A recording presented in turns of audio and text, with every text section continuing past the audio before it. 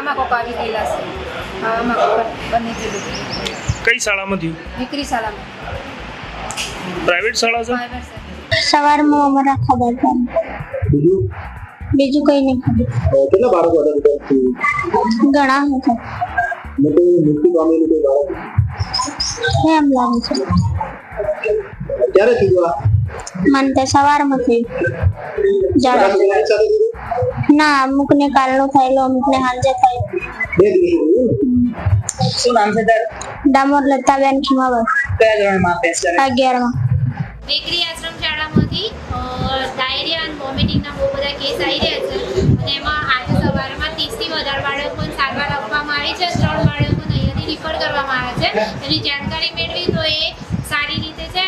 Mostly આ food પોઈઝનિંગનો case છે. બધાને 30થી ઉપર બાળકો છે. શું જમવાથી થયું બેન? શું થવાનું? હોઈ શકે કે બાળકોનો પાણીમાં કે એમાં કંઈક કચાશ આવી હોય વરસાદના વાતાવરણના લીધે, એના લીધે હોઈ શકે, અથવા તો કંઈક જીવડું એવું કંઈક પડ્યું હોય તો એના લીધે હોઈ શકે.